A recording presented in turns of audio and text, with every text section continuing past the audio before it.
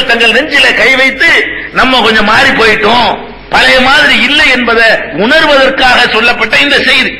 நம்ம சுய பரிசோதனை என்ற தலைப்புக்குள்ள வருவோம். இப்ப சுய பரிசோதனை என்று சொன்னால் பலவிதமாக நம்மை பரிசோதித்து பார்க்கலாம். சுய பரிசோதனை என்ன? நம்மளை பரிசோதிச்சு பார்க்க நம்ம சரியா இருக்கிறோமா, நம்மளை பற்றி நாமே எடை போட்டு பார்ப்பதுதான் சுய பரிசோதனை. நம்ம கரெக்டா இருக்கிறோமா, நம்ம ஒழுங்கான முமின் தானா, நம்ம போற இந்த போக்குல போனா மறுமையில் வெற்றி அடைஞ்சிட முடியுமா, அல்லது நம்மளை கொஞ்சம் மாற்றிக்கிறோமா, இதுதான் சுய பரிசோதனை. இந்த சுய பரிசோதனையிலேயே பெரிய சுய பரிசோதனை என்ன தெரியுமா? நிறைய தொழுகிறாரு, உடனே அவர் சொர்க்கத்துக்கு போயிடுவான்னு சொல்லிட முடியாது. நோன்பு வைக்கிறார், சொர்க்கத்துக்கு போயிடுவான்னு சொல்ல முடியாது. ஜகாத்து கொடுக்கிறார், ஹஜ் செய்கிறார், அல்ல இஸ்லாத்தில் சொல்லப்படுகிற எல்லா விதமான கடமைகளையும் ஒழுங்காக செய்கிறார். அதையெல்லாம் வைத்துக் கொண்டு சுய பரிசோதனையில நம்ம தேறிட்டோம்னு சொல்லிட முடியாது. சுய பரிசோதனையில தேர்றதுக்கு ஒரே ஒரு அளவுகோல், ஒரே ஒரு இலக்கணம் ஒண்ணுதான். என்ன? நம்ம வாழக்கூடிய இந்த துன்யா நம்ம சந்திக்க போகக்கூடிய ஆகிரத்தை விட மட்டமானது. இதான் இது இருக்கணும். சுய பரிசோதனைக்கு ஒரு பெரிய அளவுகோல் குறைகள் என்னன்னு சொன்னா, நிறைய இபாதத்து செய்யறோமா? அதல்ல, யாரும் செய்யலாம். முனாஃபிக்கு செய்யாத இபாதத்தா? முனாஃபிக்குகள் இபாதத் ஷஹீதா இருக்கான் எத்தனை பேர், அல்லாஹ் தூக்கி மூஞ்சில எரிஞ்சிருவான். இந்த இபாதத்துகள் எல்லாம் அல்லாஹ்வுக்கு தேவை கிடையாது. எந்த இபாதத்து? அந்த நம்பிக்கை இல்லாத இபாதத்து. இந்த துன்யா அற்பமானது, ஆகிரத்து நிலையானது. இதான் இஸ்லாத்தினுடைய அளவுகோல். ஒருத்தன் தன்னை பரிசோதித்து பார்ப்பதற்கான உரைகள் இந்த ஒரு நம்பிக்கை தான். நம்மிடத்தில் துன்யாவை விட ஆகிரத்து பெருசு நம்ம நினைக்கிறோமா, ஆகிரத்தை விட துன்யா பெருசு நினைக்கிறோமா? இந்த ஒரு அளவுகோல்ல நீங்க உரசி பாருங்க, தேரவே மாட்டோம். 1999 தேர மாட்டோம். எல்லாருடைய உள்ளங்கள்லையும் ஆகிரத்தை விட துன்யா மேலோங்கி நிக்கிற நம்ம தௌஹீத்னு சொல்லிக்கிறோம். விரல ஆட்டினா தௌஹீத், நெஞ்சில கையை கட்டினா தௌஹீத், கபர் வணக்கம் இல்லைன்னு சொன்னா தௌஹீத், தொப்பி போடாம இருந்தா தௌஹீத். அவ்வளவுதானே? இதெல்லாம் யாருக்கு? நீ போட்டா என்ன, போடாட்டி என்ன? இதுல என்ன அல்லாஹ்வுக்கு கிடைச்சிட போகுது? அல்லாஹ் ரப்பல் ஆலமீன் முதல்ல இதை எதிர்பார்க்கிறான். இது கரெக்டா பேசிக் ஒழுங்கா இருக்கணும், அஸ்திவாரம் சரியா இருக்கணும். நீ உயிரையே கொடுத்தா கூட நீ பெருமை கொடுத்தன தூக்கி மூஞ்சி எறிஞ்சிருவான் அல்லாஹ். நீ வாரி வாரி சொத்துக்களை எல்லாம் அள்ளி எறிச்சிருக்க, இந்த உலகத்து புகழ் உனக்கு பெருசா தெரியுது, அங்க கிடைக்கிற சவாபு பெருசா தெரியல, போடான்றான். என்னடா எனக்கடா கொடுத்த, எனக்காக வாரி வாரி கொடுத்தியா?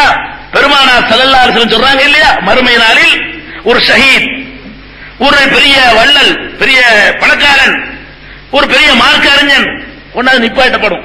அல்லாஹ் விசாரிப்பான், என்னப்பா உயிர் தியாகி, என்ன பண்ண? என்ன பண்ண? நான் உசுரைய கொடுத்தேன். உசுரை கொடுத்தப்பா, யாருக்கு கொடுத்த? நீ யாருக்கு கொடுத்த? எனக்கா வேண்டியா? இல்லையே. கொடுக்க போகும்போது என்ன நினைச்சிட்டு போன?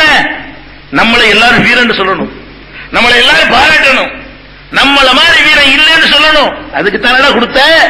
அதான் எல்லாம் சொல்லிட்டாங்களே, மறை நெஞ்ச வர்ற, இங்க ஒண்ணும் கிடைக்காது, ஓடு. வீரன் சொல்லிட்டாங்க, உலகத்துல சொல்லிட்டாங்க, ஓடு. பணக்காரனை கூப்பிடுவான்ல, என்னப்பா நிறைய கொடுத்தன, செல்வத்தை கொடுத்தன, என்ன பண்ண? என்ன பண்ணனா? ஹல்லீலு கொடுத்தன. ஹல்லீலு கொடுத்த நஷ்டம், அதுல எந்த சந்தேகமும் இல்ல. எது கொடுத்த? வள்ளல் பேர் வாங்கணும், போஸ்ட் அடிச்சு ஒட்டணும். இறை இல்ல, கொடை இல்ல, கொடை வள்ளலே, அந்த வள்ளலே, இதுக்கு தானே கொடுத்த. ஒட்டிட்டாங்க இல்ல போஸ்டரு. அப்புறம் என்ன இங்க வர்ற? நல்லா கேட்பான், முடிஞ்சிருச்சுலப்பா, இங்க என்னத்துக்கு வர்ற? மார்க் அறிஞர், நீ என்னப்பா பண்ண? என்ன பண்ணனா? ஊர் ஊரா போன, கத்தின பிரச்சாரம் பண்ண, எத்தனை பேரை நேரான வழி கொண்டு வந்திருக்கிற. அப்படியா? இதெல்லாம் பண்ணணும்னு சொன்னா எதுக்கு பண்ண? எனக்கா வேண்டியா? நீ எனக்காக பண்ணுன. இந்த உலகத்துல உன்னை அறிஞன் என்று பாராட்டணும். இவர் மாதிரி உண்டாங்க, இந்த மாதிரி யாருக்குங்க பேச முடியும், இந்த மாதிரி யாருங்க கருத்து சொல்ல முடியும்? இதுக்கு தான் சொன்னேன், போடாததுக்கு அல்லாஹ் சொல்லுவான். அப்ப எதுக்காக இது அல்லாஹ் சொல்றான்னு கேட்டா, இவர்கள் செய்த காரியங்கள் எல்லாம் நல்ல காரியமா தெரியுது, இவர்களுக்கு துன்யாவை விட ஆகிரத்து பெருசா தெரியல. அல்லாஹ் கொடுப்பான அந்த பரிசு அது சின்னதாகவும், இங்க கிடைக்குமே புகழ் அது பெருசாகவும் தெரிஞ்சு. அல்லாஹ் கொடுப்பான வள்ளலுக்கு 1க்கு 100, 700, 7000, 70000, 7 லட்சமா அது சின்னதாகவும், இங்க ஒட்டுவான போஸ்டர் அது பெருசாக அவனுக்கு தெரிஞ்சு. அல்லாஹ் கொடுப்பான அதான் சதகத்துன் ஜாரியா மாதிரி நிலையான அது வந்துகிட்டே இருக்கும். நன்மை கல்வியை கற்றுக் கொடுத்தா நான் உங்களுக்கு கற்றுக் கொடுப்பேன், அந்த நன்மை எனக்கு. நீங்க அவருக்கு கற்றுக் கொடுப்பீங்க, அதுவும் எனக்கு தான். அவர் இன்னொருத்தர் கற்றுக் போட, அதுவும் எனக்கு தான். இப்படி ராயல்டி மாதிரி கூயுமே. இந்த நன்மையை விட 4 பேர் பேசுவானே பெரிய திறமைசாலி, அதுதான் எனக்கு பெருசா தெரிஞ்சு ஓ அப்படின்றான். அப்ப இந்த எல்லாத்துக்கும் உரைகள் நம்ம சுய பரிசோதனை செய்யக்கூடிய நேரத்தில் ஒவ்வொரு அமல்களை பற்றி சுய பரிசோதனை செய்வதை விட நம்முடைய உள்ளத்தை பற்றி, அஸ்திவாரத்தை பற்றி சுய பரிசோதனை செய்வோம். அந்த அஸ்திவாரத்தின் அடிப்படையில் காலையிலிருந்து இதுவரைக்கும் சொன்ன செய்திகள் இருக்க, அதெல்லாம் அந்த அஸ்திவாரம் உள்ளத்துல இருந்து நீங்கள் செஞ்சாதான் அது பயன் தரும். இந்த அஸ்திவாரம் இல்லாம நீங்க அவ்வளவு செஞ்சீங்க, காலையிலிருந்து இதுவரைக்கும் சொன்ன எல்லாத்தையும் செஞ்சீங்க, ஆனா துன்யாவுக்காக செஞ்சீங்க, ஆகிரத்து பெருசு நினைச்சு செய்யல. அல்லாஹ்விடத்துல அரை காசுக்கு அதுக்கு மதிப்பு கிடையாது. அப்ப இந்த துன்யா ஆகிரத்துங்கிறத உரசி பார்க்கிற அந்த அளவுகோலைத்தான் இன்றைக்கு நம்ம சுய பரிசோதனைக்கு எடுத்துக்கொள்வோம். முதலாவது சுய பரிசோதனைக்கு இந்த அளவுகோல்ல துன்யாவுல முக்கியமானது காசு. துன்யாவை இந்த விவரமா பேசுவோமே, துன்யான்னு மொட்டையா பேசாம துன்யாவுல விவரமா பேசுவோம். எல்லாத்துலயும் கரெக்டா இருக்கிறோம் சொல்லக்கூடிய நம்ம காசு வந்தவன என்ன பண்றோம்? அப்ப எங்க குர்ஆன் ஹதீஸ் இந்த பொருளாதாரம் வரக்கூடிய எல்லாத்துலயும் பேசுவோம். நிறைய தர்க்கம் என்ன, இந்த மாற்று கருத்து உடையவன்ட்ட போய் அட்டுக்கட்டுக்கு ஆதாரங்கள் எடுத்து வைப்பார். இந்த பார் 12:44 பார் புகாரியை பத்தியா இவ்வளவும் சொல்லக்கூடிய நீ சில்லறைன்னு வரக்கூடிய நேரத்தில் அங்க எப்படி நீ போயிடுற? அப்ப குர்ஆனை பத்தி பேச சிந்திச்சு பாத்தியா? ஹதீஸை பத்தி சிந்திச்சு பாத்தியா? தௌஹீதுன்னு பேரு சொன்னாரு, அழகா சொன்னாரு, வரதட்சணை வாங்குறாண்டு. இதுல ஒரு சிப்பாக்கு இங்க தெரிஞ்சு போயிருது, இவன் தௌஹீது கிடையாது நடிக்கிறான். இவன் இந்த தௌஹீது யாருக்கு வேணும்? நீ அல்லாஹ் அந்த காசுலாம் எனக்கு பெருசு, அல்லாஹ் பெருசு இல்ல, அல்லாஹ்வுடைய உத்தரவு பெருசு இல்ல. இந்த பெண்களுக்கு நான் வரதட்சணை வாங்காம இருந்தா அல்லாஹ் எனக்கு தரப்போறானே, அது எனக்கு பெருசு இல்ல. இங்க கிடைக்குமே ஒரு 50,000 ரூபாய், அது எனக்கு பெருசு. இங்க கிடைக்குமே 5 பவுன் நகை, அது எனக்கு பெருசு. இங்க கிடைக்கிற கார் பங்களா அது பெருசு. இங்க கிடைக்கிற விசா எனக்கு பெருசு. அவன் தரக்கூடிய பெருசு இல்ல நீ நினைச்ச பிறகு இந்த தௌஹீது எவனுக்கு வேணும்? நீ கபருக்கு போகாம இருந்தா என்ன, நீ போனா என்ன, நீ தொழுதா என்ன, தொழாம இருந்தா என்னங்கிற. அல்லாஹ்வுக்கு எதுக்கு தேவை? நீ நெத்தியை வச்ச உடனே அவனுடைய கிரேட் ஏறி போயிடுதா? நம்முடைய நெத்தியை கொண்டு நிலத்தில் வச்ச உடனே அப்படி அல்லாஹ்வுக்கு கிரேட் ஏறி போயிடும். ஒத்தருமே நெத்தியை வைக்கலன்னு கிரேட் இறங்கி போயிருமா?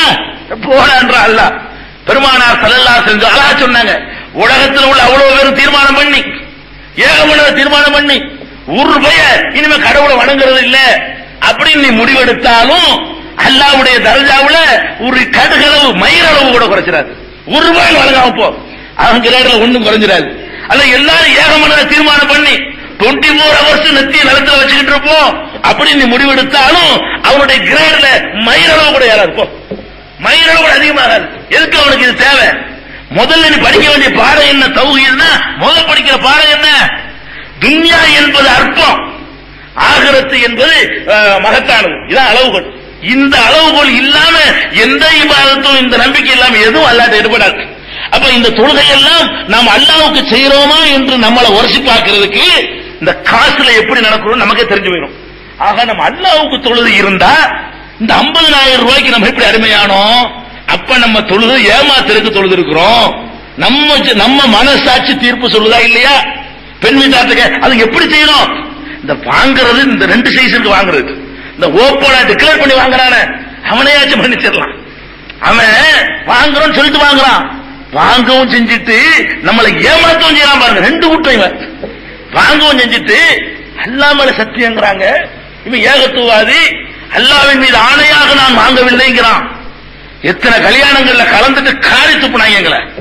நீங்க சொல்ல வச்சு நாங்க கலந்துக்குருவோம், கலந்துட்டு போனது கடிதம் வரும். நீங்க பெருசா புகழ்ந்துட்டு போனீங்களே, அவர் எவ்வளவு வாங்கினார் தெரியுமா? அந்த குரூப்ல எவ்வளவு வாங்கினார் தெரியுமா? மறைமுகமா வாங்கின உங்களுக்கு தெரியுமா? அப்புறம் விசாரிச்சா வாங்கியிருக்கிறாங்க, விசாரிச்சு பார்த்தா வாங்கியிருக்கிறான். அப்ப காரி துப்புற மாதிரி. அப்ப வாங்க அல்லாஹ்வின் ஆணையிட்டு பொய் வேற சொல்றீங்க, இது என்ன தௌஹீது நான் கேட்கிறேன். நம்மள்ட்ட என்ன இத்தனை வருஷம் 20 வருஷம் ஆழமா ஊண்டி போனது தௌஹீதுல என்ன பயன்? இந்த தௌஹீது என்ற மரம் இதயத்துல இருந்திருந்தா அதனுடைய கிளைகளை காண, அதனுடைய பூவை காண, அதனுடைய கனியை காய ஒன்னையும் காணாம வெறுமனே வேறு ஊண்டி இருக்குன்னு சொல்லிக்கிட்டு இருக்கமே தவிர அதனால வரக்கூடிய பயன்கள் வெளியில தெரியலையே. அப்ப இந்த காசு பெரிய அளவுகோல். பொருளாதாரத்தில் ஒருத்தன் எப்படி நடக்கிறான்னு பார்க்கணும். அந்த நேரத்தில் எனக்கு துன்யா பெருசு, ஆகிரத்து சிறுசு நடந்துட்டான்